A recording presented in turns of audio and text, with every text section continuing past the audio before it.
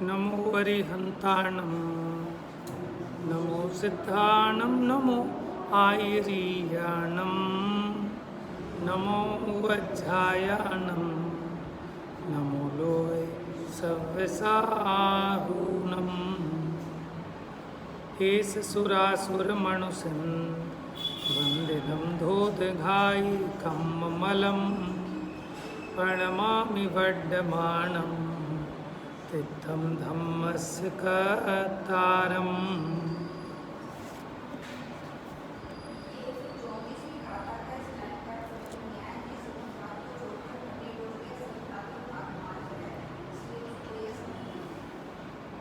दोबारा से पढ़ना एक बार, फिर किस चीज़ का आशंका? हाँ, जीव जो है सिर्फ समुद्रघात के समय पूरे लोकाकाश में व्याप्त होता है, बाकी समय में लोकाकाश के असंख्यातवें भाग में ही रहता है, क्योंकि जो उत्कृष्ट अवगाहना भी है ना महामत्स्य की, वो भी लोक के असंख्यातवें भाग में ही है, तो इसलिए वो भी गमन का अथवा स्थिति का निमित्त नहीं हो सकता, क्योंकि वो पूरे आकाश में तो व्याप्त है नहीं, माने पूरे लोकाकाश में तो व्याप्त है नहीं जीव, इसलिए। चलो अलग से बता देंगे। अभी अपनी गाथा नंबर 137।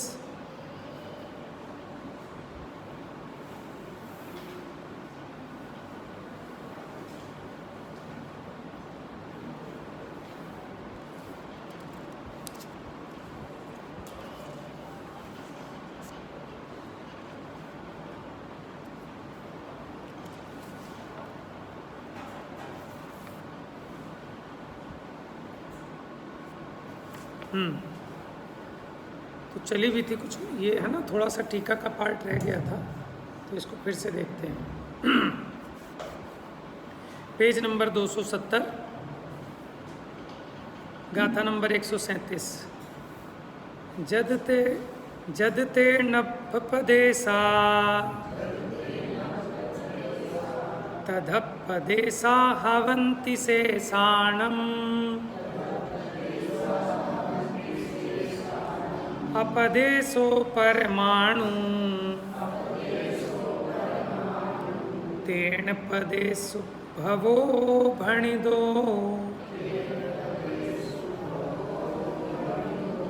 देखिए, अभी चर्चा अपनी चल रही थी अस्थिकाय की, माने जो बहुप्रदेशी कौन कौन से द्रव्य हैं, तो एक काल द्रव्य को छोड़कर शेष पांचों द्रव्य बहुप्रदेशी हैं। अच्छा, परमाणु बताइए, एक प्रदेशी है कि बहुप्रदेशी है?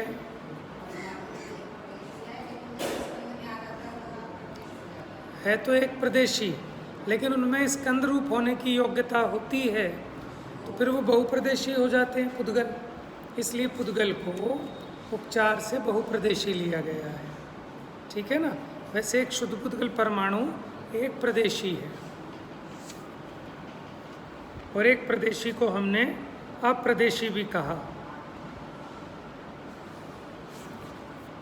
देखिए, जद ते नभ पदेसा, माने जद ते माने जिस प्रकार, नभ पदेसा यानी आकाश के प्रदेश है, आकाश को हम अवगाहना देने वाले द्रव्य के रूप में जानते हैं, तो अवगाहना माने क्षेत्र देने वाला है, तो आकाश के प्रदेश तो हमें समझ में आते हैं कि आकाश के प्रदेश हैं, लेकिन बाकी द्रव्यों के प्रदेश समझ में नहीं आते।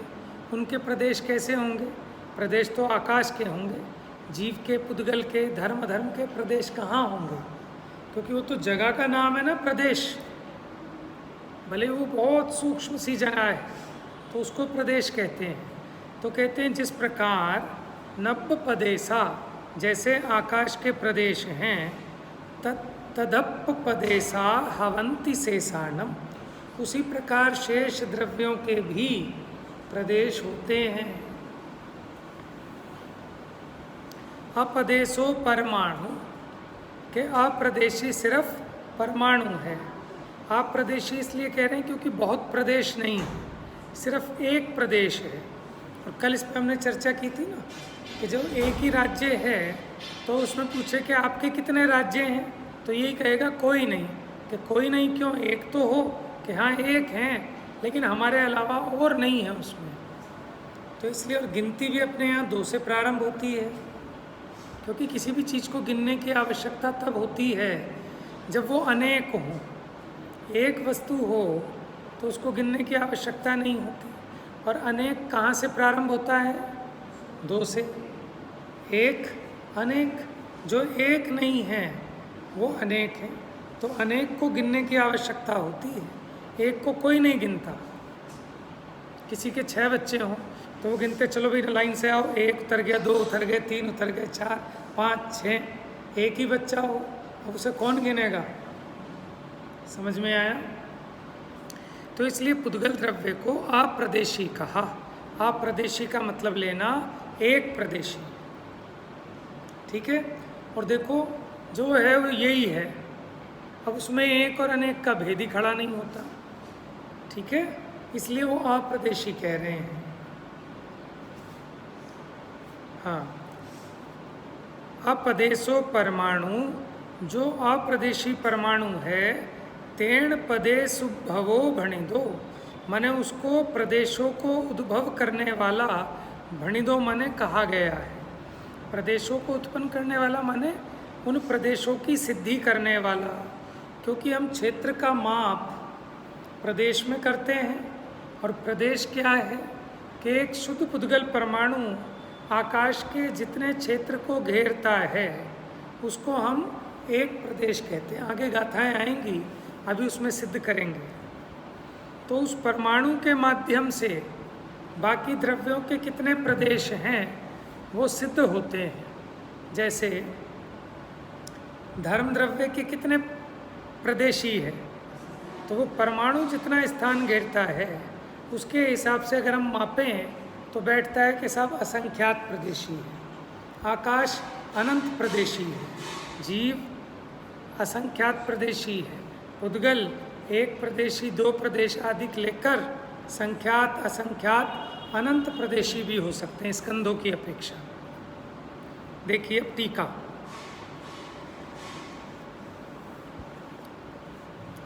तो भगवान कुंदकुंद आचार्य देव स्वयं 140वें सूत्र द्वारा कहेंगे, आगे जो 140 नंबर की गाथा आएगी, कि आकाश के प्रदेश का लक्षण एकाणु व्यापत्व है। एक अणु आकाश के जितने क्षेत्र में व्यापता है उतना क्षेत्र क्या कहलाएगा?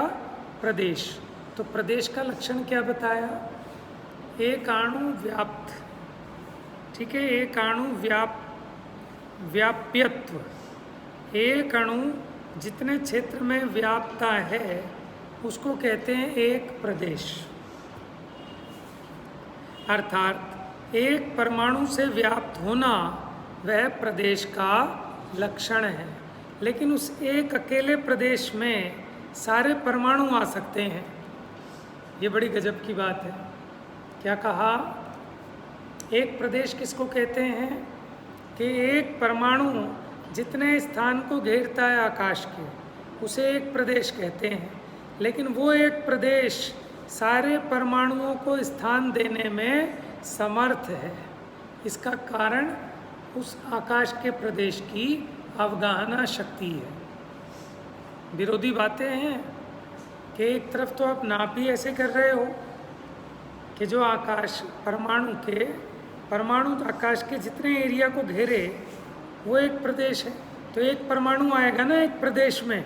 फिर ये क्या कह रहे हो कि 3 लोग के सारे परमाणुओं को स्थान देने में समर्थ है वो एक प्रदेश। ये उसकी अवगाहना शक्ति के कारण। हाँ, एक बात और है, ये बताओ, जैसे कोई 4 परमाणुओं से मिला हुआ स्कंद है, क्या वो आकाश के एक प्रदेश पे आ सकता है? क्यों?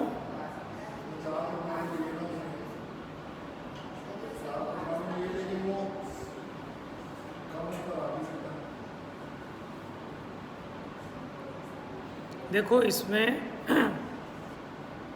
जैसे जीव है तो ये सिकुड़ कर संकोचित होता है, तो क्या आकाश के एक प्रदेश पे आ सकता है?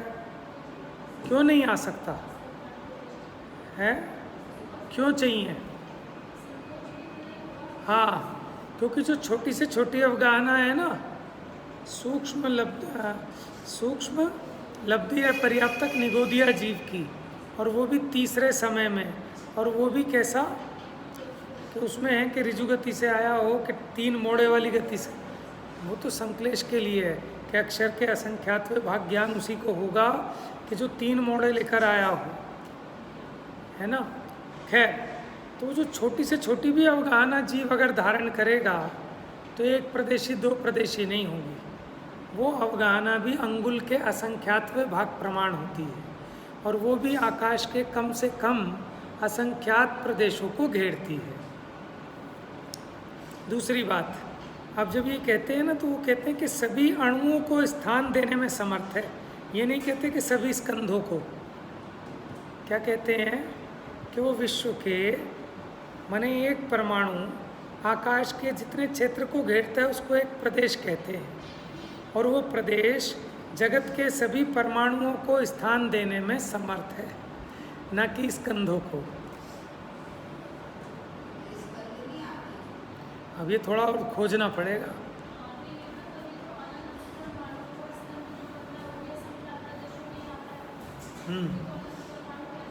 नहीं, बात मैं कर रहा हूँ एक प्रदेश की। क्या एक प्रदेश पर आ सकते हैं? उस अपेक्षा ठीक है, उस अपेक्षा तो जीव के भी आ रहे हैं। माने देखो, जीव जो है ना, असंख्यात प्रदेश कितने हैं? जितने लोकाकाश के प्रदेश हैं। लेकिन एक सुई की नोक के बराबर क्षेत्र में आ गया तो संकुचित हुआ ना, तो इतने ये भी असंख्यात है, और लोकाकाश प्रमाण वो भी असंख्यात है। लेकिन अब जब उसमें माने इतने छोटे वाले असंख्यात में इतने बड़े वाले असंख्यात प्रदेश आ गए, तो एक एक प्रदेश के हिस्से में तो भी असंख्यात असंख्यात आए, एक एक प्रदेश के हिस्से में भी असंख्यात असंख्यात आए हैं। लेकिन चलो अब इसमें आएगा, तो जीव का तो ये नक्की है कि जीव को कोई सोचे कि आकाश के एक प्रदेश में अवगाहना मिल जाए, तो उसका लॉजिक सिर्फ इतना है कि छोटी से छोटी अवगाहना, क्योंकि बिना अवगाहना के तो मिलेगा नहीं। आप कहोगे विग्रह गति में मिलेगा, मिलेगा कि नहीं बिना शरीर के? हाँ जी, विग्रह गति में ये जीव बिना शरीर के मिलेगा कि नहीं मिलेगा? हाँ जी, ये भी पॉइंट बड़ा वैलिड है कि दो शरीर तो हैं ही। कौन कौन से? तेजस और कारमाण। औदारिक शरीर नहीं है, ठीक है, लेकिन वो तेजस कारमाण शरीर भी पूर्व में जो शरीर की अवगाहना थी, जब तक नवीन शरीर में नहीं जाएगा तब तक उसकी अवगाहना प्रमाण रहेंगे। इसको कहते हैं गत्यानुपूर्वी नामकरण का भेद है। ये इसको भवविपाकी प्रकृति भी कहते हैं। माने जब नई गति में जा रहा है जन्मने के लिए, तो उसके जो आत्मा के प्रदेशों का आकार है, वो जो पिछली गति में था ना, उसके शरीर का जो आकार था उसी के आकार रहेगा। इसी को कहते हैं कि देव के आकार का कुत्ता विग्रह गति में मिल सकता है, क्योंकि देव मरा, ठीक है, देव मरा और कुत्ते की पर्याय में जन्मने जा रहा है। हाँ, ये तो पढ़ा आपने, कुत्ता मरकर देव बना, तो फिर ये होगा कि कुत्ते के आकार वाला देव, क्योंकि पुराना जो शरीर था वो कुत्ते के आकार का था, तो आत्मा के प्रदेश उतने ही थे, और जब उससे निकलता है तो किंचित न्यून लास्ट देह प्रमाण रहता है। तो उसके जो आकार है ना आत्मा के प्रदेश के, और कारमान शरीर के भी और तेजस शरीर के भी, तो उसी आकार रहेंगे, कुत्ते के आकार। लेकिन अभी शरीर तो नहीं मिला नया, लेकिन पहले समय से ही उसकी आयु कौन सी प्रारंभ हो गई? देवायु। विग्रह गति में पैकेट खुल गया उसकी आयु का, तो वो देव कहलाएगा कि है तो देव, लेकिन उसका आकार कैसा है? कुत्ते के आकार का। तो देव के आकार का कुत्ता, कुत्ते के आकार का। अच्छा बताओ, देव मरकर कुत्ता बन सकता है कि नहीं? हाँ जी, बन सकता है, और कुत्ता तो बना ही है देव। कौन कुत्ता मरकर देव बना जो प्रसिद्ध है? अरे जीवनधर स्वामी तो उस कुत्ते को नमोकार मंत्र सुनाया था। नहीं, वो आपने सुना सही है, लेकिन उसका इंटरप्रिटेशन गलत हो गया। तो उन्होंने मरते हुए कुत्ते को नमोकार मंत्र सुनाया था, जिसके प्रभाव से उसके परिणामों में कुछ शांतता आई है ना, उसकी प्रकृतियों का कुछ संक्रमण अधिक हुआ और उसे आयु बंधी नहीं होगी। अगर आयु बंध गई होती तब तो देव में क्यों जाता? तो उसी समय उसने या तो देव आयु बांधी हो गया, जैसा भी रहा।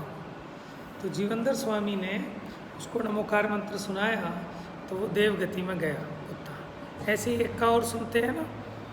अच्छा बताओ, किसने बैल को नमोकार मंत्र सुनाया? नाम बताओ सेठ का। उसने वो चित्र भी अंकित कराया था मंदिर में, पद्मरुचि सेठ, पद्मरुचि। और वो पूरी की पूरी कथा उसने वहाँ अंकित कराई थी। वही है ना कि वो पद्मरुचि आएगा। हाँ, रामचंद्र जी के राम उसमें आती है पद्म पुराण में, उनके पूर्व भवों में, शायद श्री राम के पूर्व भव थे। हम लोग पढ़ते नहीं ना, पढ़ना चाहिए। देखो, आदि पुराण, पद्म पुराण, हरिवंश पुराण, ये 3 पुराण ऐसे हैं, ठीक है। आप पढ़ोगे ना, आपके पसीने छूट जाएंगे। या तो छोड़ छोड़ के पढ़ोगे, नहीं तो पूरा पढ़ो, ठीक है ना। जो लोग कहते हैं पुराणों में क्या रखा है क्या रखा है, पढ़ो। मैंने इतना सुंदर तरीके से तीनों लोकों का वर्णन कर रखा है। जब तत्वार सूत्र में पढ़ते हो ना, उर्दू लोक, मध्य लोक, अधोलोक, भूगोल, वो सारा वर्णन उन पुराणों में है। मैंने 63 शला का पुरुष कौन कौन हुए, उनके कितने कौन कौन से माता पिता, किस किस के कितने कितने क्या क्या विशेषताएं थी, तो वो सबका वर्णन उसमें है। हमें तो बड़ा मुश्किल लगता है पुराण। कई लोग कहते हैं बहुत सरल है, सरल नहीं है। एक तो वो इतना मैंने अच्छी बुद्धि चाहिए पुराण पढ़ने के लिए भी, कि कौन किसका पिता था, कौन किसकी माता, फिर मरकर क्या बन गया, फिर उस सेठ ने उसको तो बहुत दिमाग चाहिए, समझो, सरल नहीं है। लेकिन क्या होता है, पुराने लोग होते थे ना, उनकी याददाश्त तो बहुत तेज होती थी, तो उनको ये सब चीज़ें याद रहती थी। उन्हें किसी के पूछ लो कि फला की जन्म तिथि कब की है, उसका कब का है, क्या है, कौन है, उसकी शादी कब की, मुँह जवानी याद रहती थी चीज़ें, है ना। क्योंकि ज़्यादा उपयोग खराब करने के लिए ऐसे साधन नहीं थे जैसे आज हो गए टीवी, मोबाइल, इंटरनेट, सारी बुद्धि तो वो खा गए ना। तो वहाँ क्या था, शाम को 5 बजे के बाद लाइट भी नहीं जलनी, कुछ नहीं होना, घंटे 2 घंटे गपशप मार ली। या हुआ पहले कविताएं, नाटक होते थे, जैसे श्रीपाल का नाटक मैना सुंदरी वाला, हाँ, वो नाटक वाटक पढ़ लिए, हो गया। सब कुछ बंद हो जाता था 5-6 बजे के बाद। अब तो लोगों का चालू होता है 5-6 बजे के बाद। समझ में, दिल्ली वालों का तो दिन निकलता है। हमने लोगों को देखा है 9-10 बजे तो वो घर आके नहा धो के, और 2 गाड़ियाँ रखते हैं, छोटी गाड़ी, एक बड़ी गाड़ी।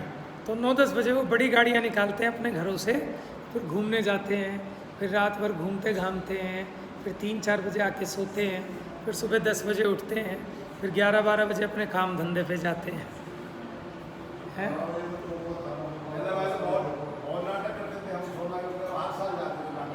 अच्छा, अच्छा, तो एक्शन करके तो यहाँ दिखवाओ ना किसी दिन, बुला लो भिंड से। रहे नहीं, क्यों खत्म? बूढ़े होके तो एक्सपीरियंस बढ़ जाता है।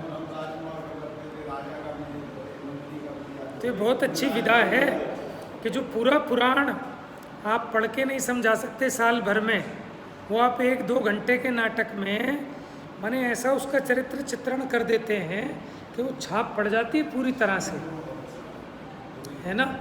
अपना नाटक देखा था नल दमयंती का, तो माने वैसे बच्चे को समझाओ समझ में ना आए, लेकिन एक नाटक देख लें तो उनकी मेमोरी में ऐसा छप जाता है। महात्मा गांधी ने राजा हरिश्चंद्र का नाटक ही तो देखा था कि उनके जीवन में ऐसा छप गया। गुरुदेव ने भी देखे थे ना नाटक, एक अनुसूया। इनके यहाँ ये जो ब्राह्मण लोग हैं, इनके यहाँ माता अनुसूया की कथा आती है। मैं बहुत छोटा था, अपनी बुआ के यहाँ गया था, तब ये फिल्म लगाई थी उन्होंने, अनुसूया सती की कथा है। वो तो संस्कार देने के लिए लोग बाग इस तरह के नाटक होते थे, ऐसी रामायण के रामलीला जो चलती है, ठीक है ना। तो काहे के लिए, इसी से बच्चों में, लोगों में धर्म के संस्कार आते थे। चलिए,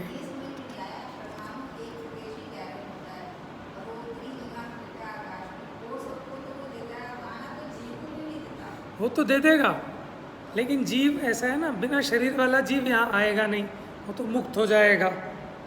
और वो भी उसका भी जो आकार है ना प्रदेशों का, वो कितना रहता है, अंतिम शरीर 3.5 हाथ तो कम से कम होगा, और 3.5 हाथ में तो असंख्यात प्रदेश घिरेंगे।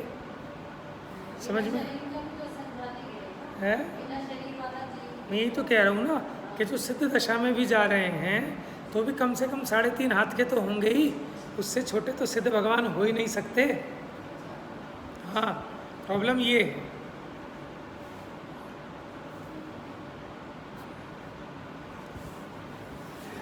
चलिए, आएगा अभी इसमें, और यही तो गजब का खेल, इसी का नाम है उसकी अवगाहना शक्ति। समझ में आ जाए तो फिर बात क्या है। समझ में आया? देखो, इसके लिए एक द्रव्य संग्रह में उदाहरण दिया, समझना।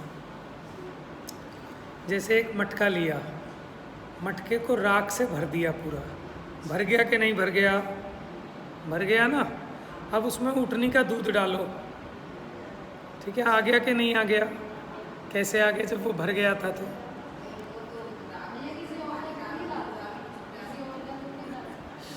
जरूर कुछ ना कुछ रीज़न होगा कि जो उन्होंने ऊँटनी का दूध कहा है, ऊँटनी का ही कहा है ना टीका में।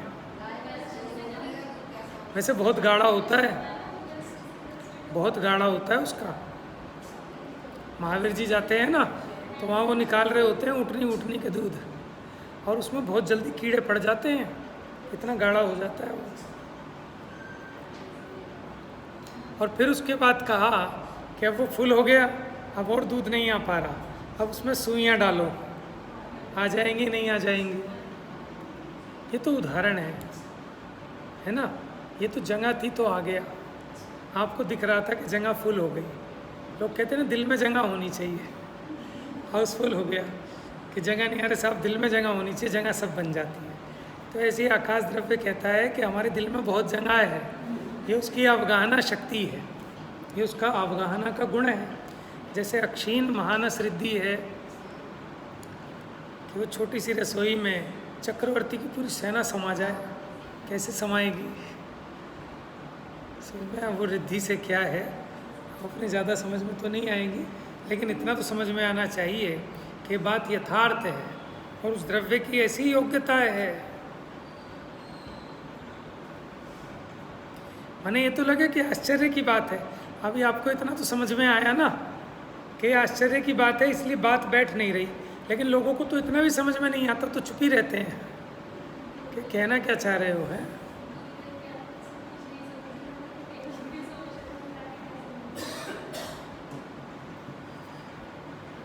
हाँ, तो इसलिए धैर्य भी रखना चाहिए, क्योंकि धैर्य भी बहुत बड़ी चीज़ है। समझ में? आभेजी भी कहते हैं बात को कि ये सारी यहीं समझ लोगे, कुछ केवल ज्ञान के लिए भी बचा लो, इसलिए अधीरता नहीं। लेकिन इसका छल भी ग्रहण नहीं करना, सर्वथा अवक्तव्य नहीं है, कथनचित अवक्तव्य है। जितना समझा जा सकता है उतना पुरुषार्थ तो रहना ही चाहिए ना। समझ में आया? देखो, बूढ़ा कौन है कि जिसका पुरुषार्थ मर गया, जो थक गया, जिसे कुछ भी काम कहो कुछ काम नहीं होगा, भैया कल कर लेंगे, परसों कर लेंगे। ऐसी जिसकी जिज्ञासा मर गई, जिसे उत्साह ही जागृत नहीं होता, वो बूढ़ा गया, भले ही जवान क्यों ना हो, बच्चा क्यों ना हो, ठीक है। और जिसको जिज्ञासा है कि जो लगा रहता है, ऊहापोह करता रहता है, ठीक है ना, अनध्यवसाय का त्याग होना चाहिए। अरे होगा कुछ, छोड़ो, क्यों दिमाग खराब कर रहे हो? कैसे नहीं, पहले आपने खूब मेहनत कर ली हो, खूब खोज लिया हो, फिर निर्णय नहीं हो पाए, तो जैसा केवली भगवान ने जाना वो प्रमाण है, तो अनध्यवसाय नहीं है। लेकिन समझो ही नहीं, होगा कुछ, अरे जो आप कह रहे हो ठीक है, जो लिखा होगा ठीक है, इसका नाम है अनध्यवसाय। निर्णय नहीं करना, निर्णय तो करना चाहिए।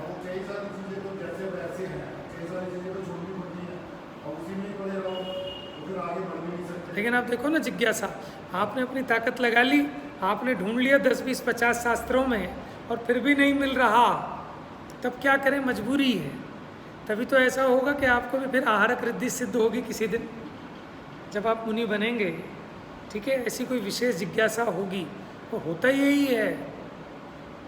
जैसे जो कषाय समुद्घात होता है, वेदना समुद्घात होता है, उसका कारण ऐसे ही होते हैं। वो कहाँ पढ़ा था मुझे ख्याल में नहीं आता कि रणभूमि में जब इसको भयंकर कषाय होती है ना,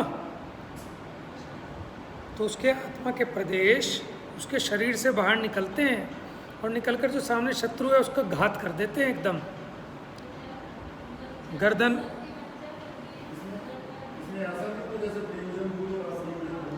वो तो खैर है ही। देखो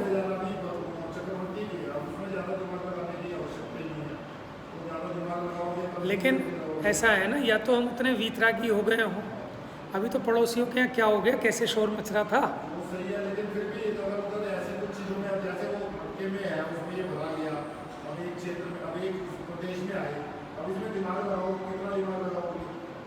ये तो ऐसा है ना, ये जीव के राग के ऊपर भी है। देखो ये तो है ही, मूल मुद्दे की बात तो ये है कि प्रयोजन की बात समझ ले, लेकिन इतनी वीतरागता तो नहीं आती ना। अगर इतनी वीतरागता आ जाए तो मुद्दे की बात समझ के कोने में बैठ के अपना आत्म ध्यान करे जीव। वो तो ऐसा है, एक तो पहले ही छोड़ देना कि बिना देखे बिना खोजे कि अप्रयोजन भूत है, और एक क्योंकि उतना राग भी तो है ना, क्योंकि या तो राग ना हो, जीव को राग तो है, तो उतनी जिज्ञासा सहज में बनी रहती है। तो उसके लिए यथायोग्य पुरुषार्थ करे, और फिर नहीं मिल पाए तो फिर धैर्य धारण करे, फिर समता रख के करेगा क्या, और कोई उपाय तो है नहीं। देखो मुनिराजों को भी, वो तो शुद्धोपयोगी हैं, 6, 7वें गुणस्थान वाले हैं, लेकिन उनको भी कभी कोई ऐसा भयंकर तीव्र विकल्प होता है कि हो कैसे जाता है, जब वो एक प्रदेश तो कहते ही उसको हैं कि जिसमें एक परमाणु आए, और फिर उस प्रदेश में सारे परमाणु आएंगे कैसे। अब ये जिज्ञासा का समाधान हो।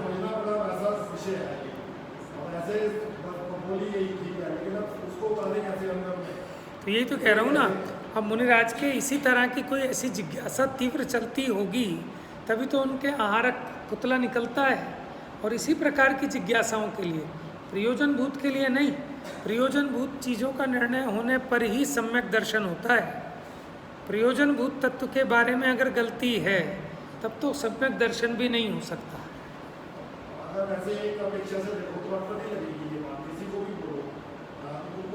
तो ऐसी तो बहुत सारी अटपटी बातें हैं कि जब तक हमारे ज्ञान में नहीं आती ना, अभी आप किसी को कहो कि 7 नरक होते हैं, वहाँ ऐसा ऐसा होता है, कहेंगे दिमाग खराब हो गया। जब हमने पहली बार सुनी होगी, बड़ी अटपटी लगी होगी सबको।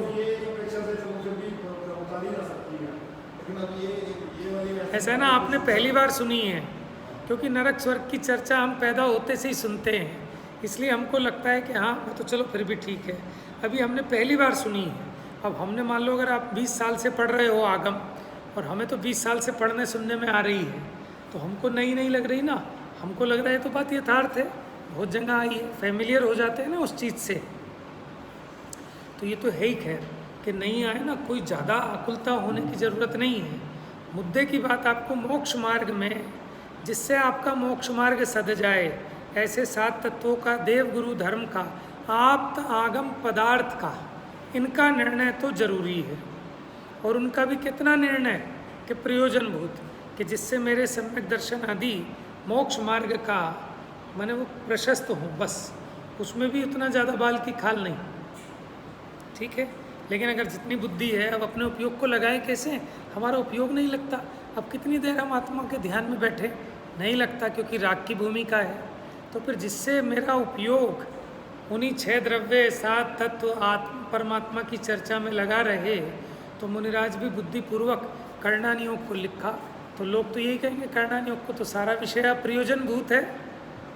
समझ में मानो क्या 148 प्रकृतियों को जानना जरूरी है सम्यक दर्शन करने के लिए। क्या 5 लब्धियों के नाम जानने, किस किस कर्म की प्रकृति का कैसा कैसा उपशमन आदि होता है, क्या उसको जानना जरूरी है क्या सम्यक दर्शन और मुक्ति के लिए? कि जरूरी तो नहीं है, ठीक है, जरूरी तो नहीं है, लेकिन ये जीव अब करे क्या? इसका उपयोग इतना है कि वहाँ ना लगाए तो पापों में उपयोग जाएगा। तो जिस प्रकार अपने इसी भाव का पोषण हो, उसके लिए मुनिराज भी कर्णानियोग के ग्रंथों की रचना करते हैं। और दूसरी बात, विशेष का ज्ञान हमारे सामान्य के श्रद्धान को भी मजबूत करता है। देखो आप ये बताओ, अरहंत भगवान के जो सम्यक दर्शन है, उनके सम्यक्त्व को कहते हैं परमावगाढ़ सम्यक्त्व। गणधर भगवान के सम्यक्त्व को कहते हैं अवगाढ़ सम्यक्त्व।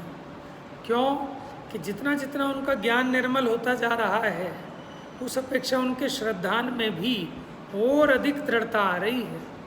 भले हम उसे अपने वचनों से नहीं समझा सकते, कहने को तो हम यही कहते हैं कि सम्यक दर्शन तो एक जैसा है, चाहे चौथे गुण स्थान वाले को हो, चाहे अरहंत परमात्मा का हो, चाहे सिद्ध परमात्मा का हो।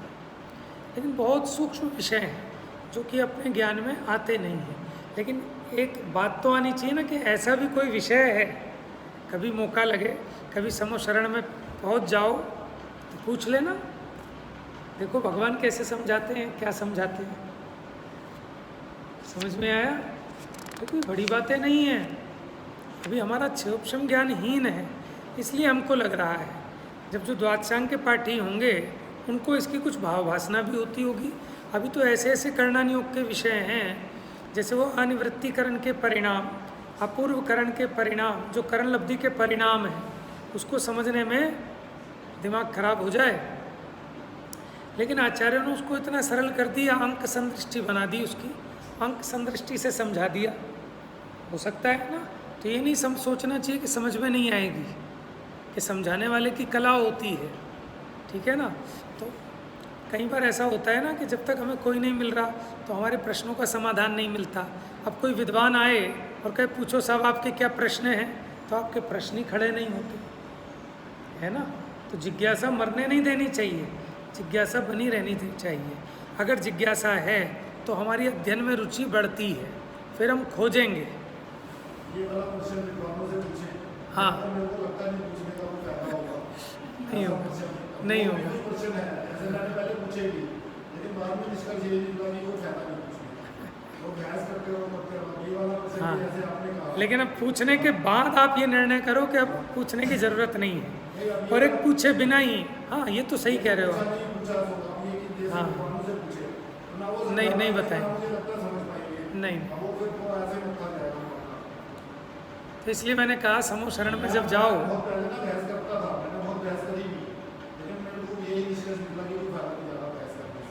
देखो ऐसा है, अपने पास आगम उपलब्ध है, आगमों में सब कुछ है। हाँ,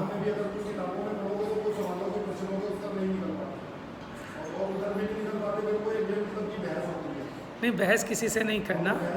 हमें तो विनय पूर्वक अति विनयवान होकर प्रश्न पूछते हैं, तो भी वो प्रश्न नाम का स्वाध्याय है, ठीक है ना? उसी से रहस्य खुलता है।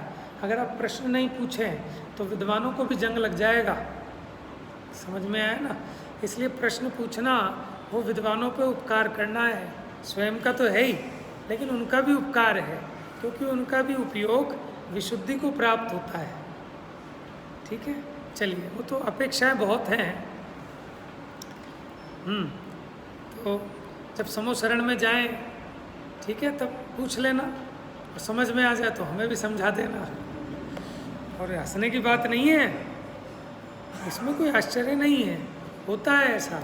देखो श्री राम, उनके सेनापति थे कौन? कृतांत वक्र। तो जब वो छोड़ छाड़ के नौकरी, उन्होंने कहा भैया नौकरी बहुत गंदी चीज़ है। जब वो सीता को जंगल में छोड़ के आना पड़ा, अगर वो नौकरी नहीं करते तो ऐसा ऐसा अनीति का काम नहीं करते। वो उन्हें अपने अंदर में बहुत गिल्ट फील हुआ कृतांत वक्र सेनापति को। तब वहाँ रविशेण आचार्य ने खुलासा किया कि नौकरी कितनी बुरी चीज़ है, कितनी पराधीनता है नौकरी में, ठीक है? कि नौकरी तुम्हारे कोई दुश्मन भी ना करे।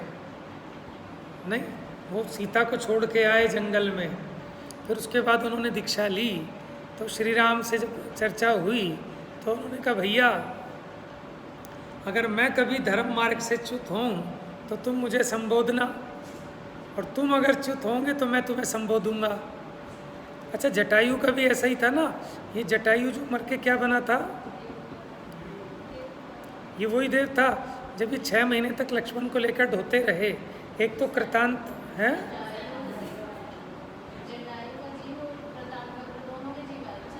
हाँ ठीक है ना, एक तो जटायु जिसकी इन्होंने समाधि कराई थी, और एक वो कृतांत वक्र। तो जब ये देव बन गया कृतांत वक्र, अब उसने देखा कि श्री राम ये 6 महीने से ऐसे गहल हुए फिर रहे हैं, तो वहाँ उन्होंने आके संबोधन दिया। जवान से नहीं दिया, दिखा कर दिया कि वहाँ एक ऐसी रचना की कि पत्थर पर बीज बो रहे हैं। तो श्री राम ने कहा अरे भाई मूर्ख हो क्या, कि पत्थर पर बीज बोने से कभी फलते हैं। फिर ऐसे ही पानी को बिलोते हुए दिखाया एक सीन, रेत को बिलोते हुए दिखाया, ऐसे 2-3 दृष्टांत दिखाए। ठीक है, जब ये कहा तो स्वयं श्री राम की बुद्धि होता है ना, जब हम सामने वाले को उपदेश देते हैं तो अपना भी मन जागृत हो जाता है, अरे मैं तो खुद भूला पड़ा। ठीक है, जो भी कारण रहा हो, क्योंकि वो श्री राम को क्या संबोधन करेंगे जो साक्षात तद्भव मोक्षगामी हूँ। तो बस इन उदाहरणों को देखकर वो स्वयं सचेत अवस्था को प्राप्त हुए और उन्हें समझ में आ गया, क्योंकि वो भजन है, तत्व ज्ञान की बातें हैं, तो पढ़ा सुना तो खूब उन्होंने। तो उन्हें ख्याल में आ गया भैया जैसे पत्थर पर बीज बोने से फल नहीं होते, रेत को बिलोने से पेलने से तेल नहीं निकलता, ठीक है ना, उसी प्रकार जो मर गया अब उसको जिलाने से तो जीता नहीं। टोडरमल जी ने भी लिखा कि कोई मुर्दे को जिलाना चाहे तो कोई जिलाने से जिएगा तो है नहीं, लेकिन ये मुर्दा है जिलाने से नहीं जिएगा, ऐसा मान ले तो ये दुख मिटाने का उपाय है कि मैं इसको जिला लूँ, ये इससे दुख नहीं मिटने वाला। तो हम ये कह रहे हैं कि देखो ऐसा होता है। ऐसे और भी बहुत कथाएं हैं कि उसका जो मित्र था वो देव बन गया, और देव बन के आया तो इसने आके इसको संबोधन किया। पुराणों में ऐसे बहुत कथानक हैं। इसी का नाम है परस्परोपग्रहो जीवानाम। हम और आप जो यहाँ बैठे हैं ना, ऐसी थोड़ी आज पहली बार बैठे हैं, समझ में है। अगर हमारा और आपका भी पुराण पूछा जाए तो पता चलेगा कि इसकी माता थी, इसकी पत्नी थी, इसका भाई था, ये इसकी बहन थी, और ये सब ऐसे पढ़ो आप पुराणों में। वो जो रावण और सीता, इनका संबंध तो कितने भवों से चला आया था, समझ। और आगे भी रावण तीर्थंकर होंगे धातकी खंड के, और सीता उनका गणधर। तो मैंने बहुत पहले एक बार पढ़ा किसी कहानी में, ठीक है, तब तक ज़्यादा नॉलेज नहीं थी, तो बड़ा आश्चर्य हुआ। मैंने कहा बताओ हद हो गई, ये सीता भी बड़ी बेईमान है कि यहाँ तो उसके साथ बैर था, वहाँ जाके उनकी गणधर बन जाएगी।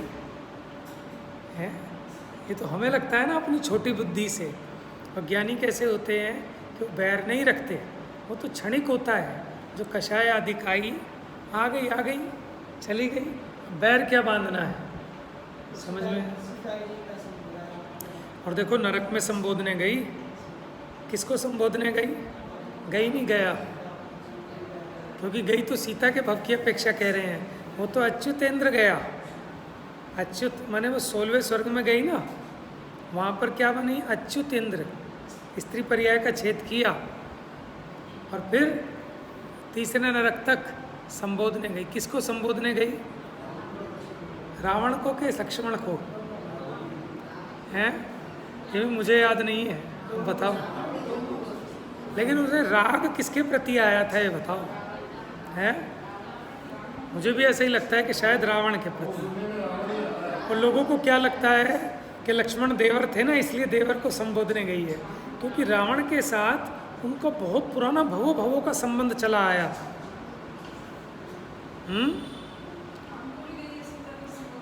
अरे राम को तो डिगाने गई थी।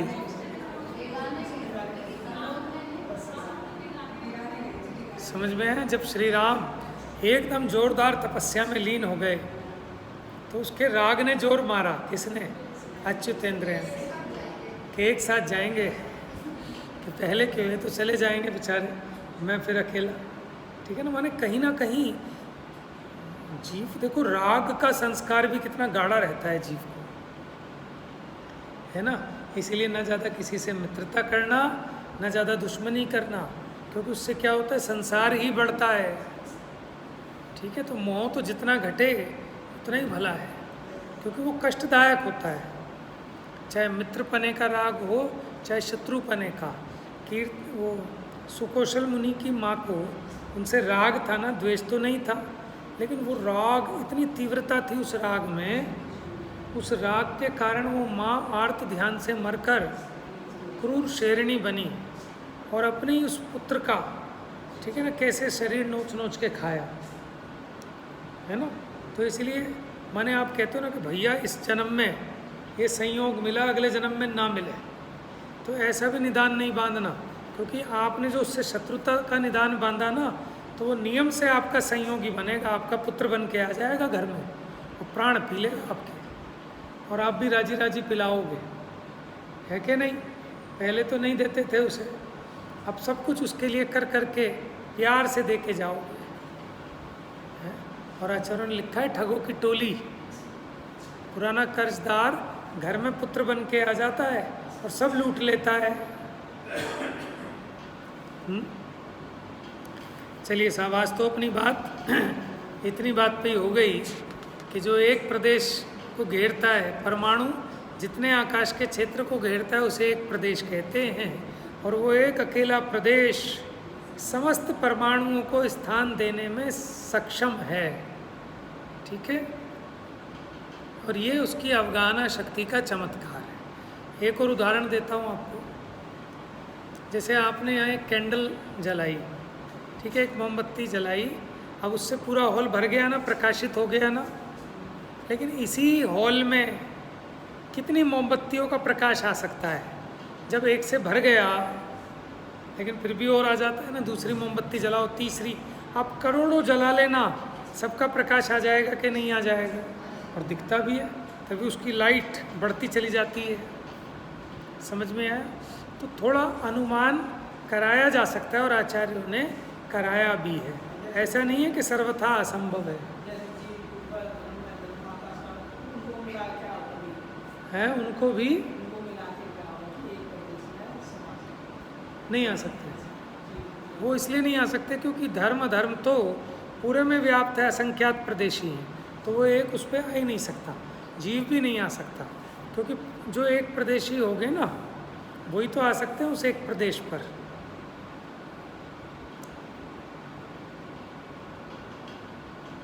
चलिए और चर्चा कल करेंगे। जा वाणी के ज्ञान से सूझे लोकालोक, सो वाणी मस्तक न